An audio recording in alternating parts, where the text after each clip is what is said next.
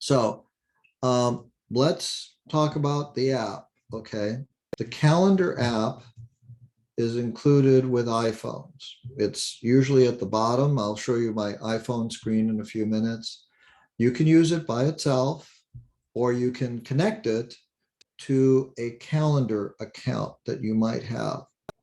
Okay, so calendars come with accounts. Okay, they come with accounts like you might have a Gmail account, or you might have a Yahoo account, or you might have an AOL account.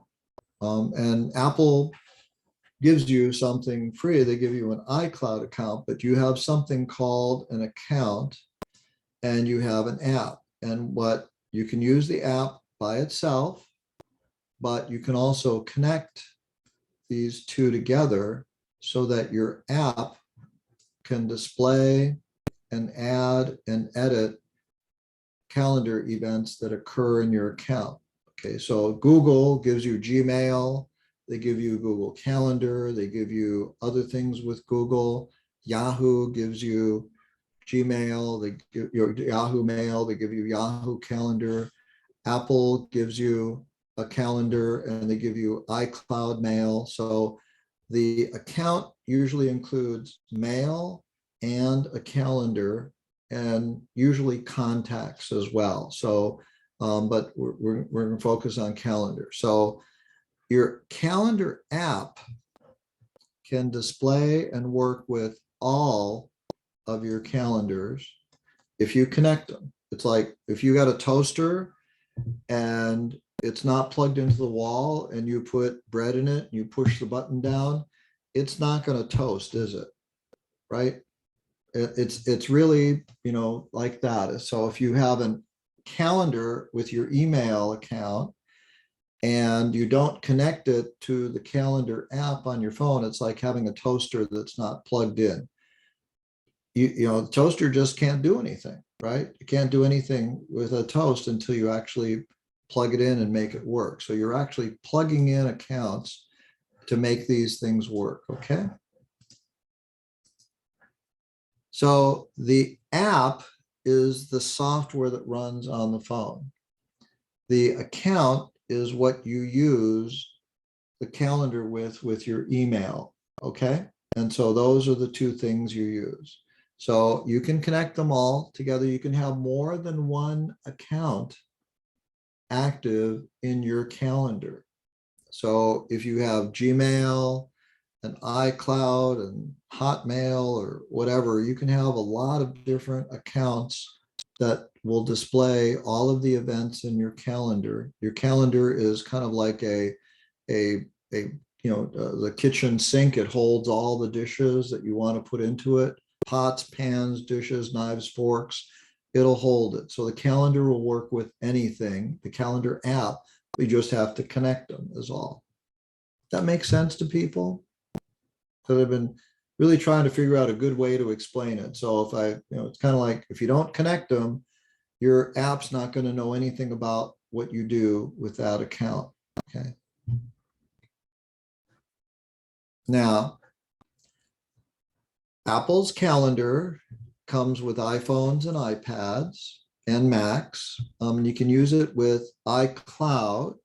You can even use it at iCloud.com.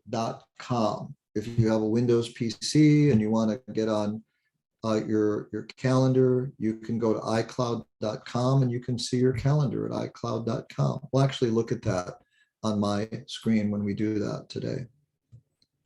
And the Apple iCloud calendar is different from, it's an account, it's different from other accounts. So you have the app and the account.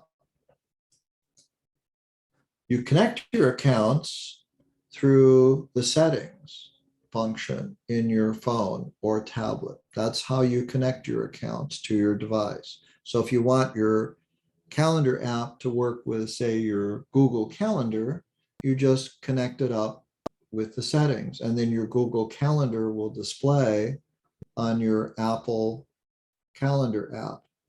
If you wanted to work with, say, your Yahoo Calendar, you would connect your Yahoo account to your in settings, and your app will display and let you make changes to your calendar, and it will send and receive information over the internet to update those things. So for those of you that have multiple Apple devices like an iPhone and an iPad and a Mac, and you want your calendar to be the same on all of them, you just have to connect the account you want to use for your calendar to all of your devices. Okay.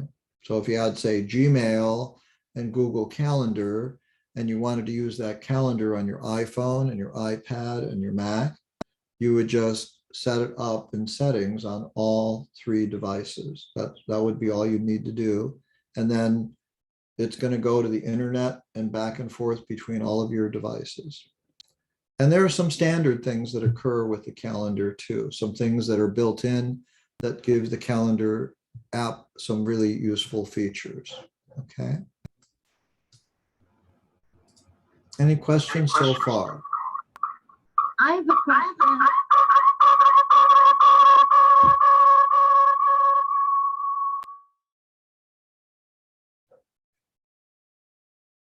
For some reason, Christine, I'm seeing you twice on Zoom. So you have you've dialed into Zoom through the phone and a computer at the same time right now? Because that's why we're getting the feedback. Okay, so you can just unmute, try unmuting, again, and let's see what happens. Okay, so yeah, we're getting that feedback. Okay, so